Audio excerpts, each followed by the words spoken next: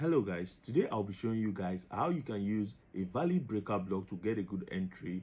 Stick around, let's use our chart to explain. All right, so at first, I believe you know what an order block is. An order block is any area that institutional trader executes large order, just like this point, and is always the last selling or buying candle before an aggressive push to the upside. But for this example, is the last selling candle, right? This last selling candle, this red candle before this green candle started moving to the upside. So you can see that that is where our order block.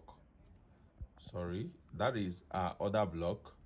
So you just reference to that level, that point, and extend it to the future. So if you extend it to the future, you know on a norms, another block is supposed to do what? Hold price.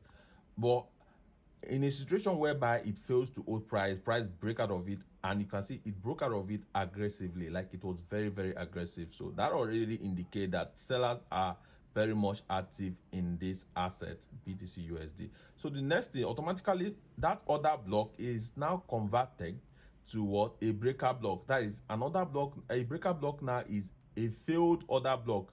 This order block that fails to hold price is a breaker block. So the next thing you do if you want to get a good entry using breaker block is, after price broke that level, institutional level, you just reference to it and extend it to the future. All you just need to see is, and make sure that level is a very strong support level or a very strong resistance level in case if it's inverse. So the next thing you need to do is check if the breaker block is valid. So the first rule for the breaker block to be valid is make sure the breaker block has inducement protecting it.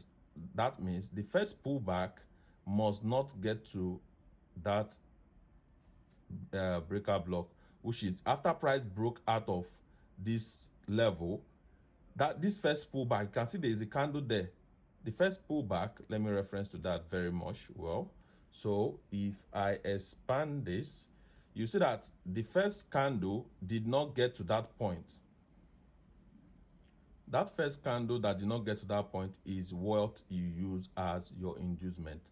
That is already protecting that breaker block as a valid point of interest to look at for price. But remember, it now depends on the order flow of the market. It depends on who is in control. So you have to do your due diligence to analyze from the higher time frame, like your weekly, your daily. Then you scale down. If you scale down to minor swing time frame, and you see this kind of entry model, is a very good setup. So since we already got inducement protecting this breaker block, and the breaker block, you can see that it's situated within a very strong support level which price has already violated. So that shows you that sellers are active, right? They're active. So what you just need to do is reference to the point, that level, and extend it to the future. But remember, you need to be sure that the inducement is a valid inducement before you can even consider that breaker block as your point of interest that is protected, right? So how will you know if it's a valid inducement? The first thing is that first pullback that didn't get to your point of interest is a must. It must retrace back to where it's coming from, at least 50%. But if you can look closely, what happened there is even over 100%, because the first candle, the pullback went down enough to engulf that first candle that pulled back, right? So it has retraced about 100% or more. So the point is, it should retrace at least 60 to 100%, turning back to your point of interest. If it does not retrace back after the first pullback that didn't get your point of interest,